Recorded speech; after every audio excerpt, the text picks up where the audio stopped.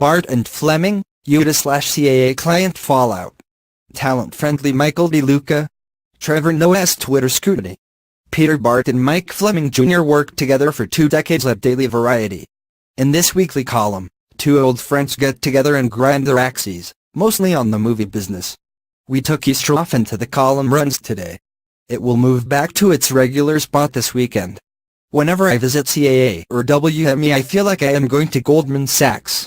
Maybe I've read too much about TPG Capital or Silver Lake or other money guys who've invested in the agency business, but here's the message I receive. It's all about money, not talent. That is likely what prompted the big defections from CAA to UTA last week. And that is also why many of us talk about the resulting confusion and litigation with some amusement, as though it were a sports event. When we broke that story last week, by 2 minutes, an eternity in the digital age, it was a genuine shocker. You mentioned the corporate vibe of CAA and WME headquarters, and by comparison UTA's corner of tranquility off Santa Monica Boulevard feels like a fortress of solitude. I am sure it cost UTA a lot of dough to hire all those agents, well, at least the ones with the big client lists, but it led to a crazy couple of days. If you want to keep your plans secret, most agents don't tell their clients, not because it is borderline illegal, but because there are too many managers and publicists for someone not to slip. So some clients found out by reading it on deadline. And then it becomes a burden for them. Do they jump? Do they relent to a safe meeting by the agency they are still aligned with? It is a measured process, not a spectator sporting event, even though UTA did strike fast by landing Will Ferrell, Ed Helms and especially Chris Pratt. The latter was huge for UTA because of the way he has grown into leading man roles. CAA will have a strong argument for commissions on Guardians of the Galaxy sequels, perhaps less so for the Indiana Jones movies if they happen. CAA was quick to file lawsuits and arbitrations for what it claimed was a lawless midnight raid. But isn't that how Mike Ovitz, Ron Meyer and others formed CAA and Ari Emanuel, Tom Strickler and others formed Endeavor? Since WME and CAA are the reigning top dogs, isn't late-night plundering part of the rough-and-tumble growth curve? This is going to be a long, twisty lawyer-laden process, but UTA instantly earned bragging rights. Nobody could think of a larger exodus of agent bodies in one shot like this. Bart, I wonder how Will Ferrell, Chris Pratt or the others caught up in the defections to UTA will view it. The UTA building is, after all, easier to get to than CAA, the parking is better, the art on the walls is more people-friendly and partners own the place, not Wall Street Capital. Does that have any impact on how good their next movies will be or the heft of their next paycheck? Some years ago I remember asking Tom Hanks how he felt after leaving the old William Morris agency for CAA. He shrugged and said, "My agents are a lot taller now. I don't begrudge talent agents for making a lot of money so long as they remember that talent is the real currency." And it is evanescent. Fleming, it might take 60 days to see the full extent of client movement.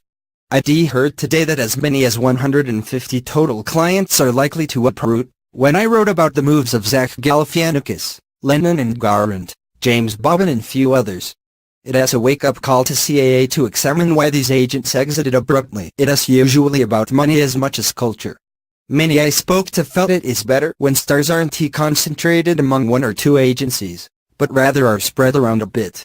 Agents are practically producers in the way they package nowadays for distribution slots, and UTA will be a lot more effective in that capacity now. We'll watch the client fallout happen in real time, and sometimes it is hard to handicap who will leave and stay, though it sure seems like Jason Heyman and Martin Sackett's clients have remained loyal. CAA has rep teams surrounding major clients, and that can be a protection mechanism in a situation like this. Paul Feige's loyalties to longtime TV agent Renee Kurtz probably keeps him at CAA, I've heard. Some clients have mitigating circumstances that can make for awkwardness. Mindy Kaling just left UTA for CAA last month. Another clients might hang in long enough to challenge CAA to convince them to stay. Others need time because they are busy working jobs their agents booked them in. Ross and Thurber is 10 days from starting production on Central Intelligence with Kevin Hart and The Rock. He is being courted by everybody. Bart, next topic. In reading the accounts of Michael De Luca's departure from Sony last week, I noticed that several writers invoked my least favorite expression, talent-friendly. When journalists struggle to describe the talents or idiosyncrasies of executives, They fall back on those two vague words as though they conveyed some deep insight. Luca, we are told, is talent-friendly. So, supposedly, is Universal's Donna Langley, under whom Luca will be working. Adam Goodman, who lost his job at Paramount recently, is described by some as not talent-friendly. Some say that about Tom Rothman as well. Fleming, some have said the same thing about my coverage, that I am too talent-friendly. Bart, having served as an executive at 3 studios in years past, I think talent-friendly is pure mythology. An executive is talent-friendly when he presides over a slate of hits and thus writes big paychecks and takes nice meetings. When things don't go well, the friendly mythology disappears.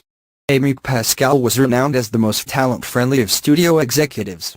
As she once told me, this meant she genuinely liked the filmmakers who came to pitch their projects, even though she knew that, if they got a green light, they wouldn't follow her ground rules or take her suggestions.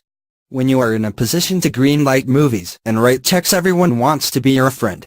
Mike DeLuca occupied that role at New Line, then at DreamWorks, then at Sony. He was downright talent-friendly. Now that he is a producer again, he will still be friendly, but maybe the talent won't be. Fleming, some executives are easy with talent, and some executives think bracing is the way to go. Several people have told me that the money Luca will make producing those 50 Shades sequels is too life-changing to stay in a studio production co-president post. After Pascal left, there were rumors Luca might share the top job with Doug Belgrade. Had Michael Linton given Luca a bigger job, things might be different, but he chose Tom Rothman and that was that. For Luca to watch a far less experienced exec like Mark Evans step into a bigger title at Paramount, why would he stay? Mike and I once tried to write a book on his coming of age at New Line. We shelved it, and the talent I spoke with deeply appreciated how he backed them. In his short Sony tenure, Luca won most of the auctions he competed in, and Sony should get some movies out of those scripts and pitches. Even if it was illusion, Pascal and Luca were the faces of a talent-friendly studio. Rothman, Belgrade and Hannah Minella will have to work hard to convince artists and their agents that still will be the case. Bart, next topic. My nominee for the Bravest Executive of the Month is someone I've never heard of, Michelle Ganless of Comedy Central.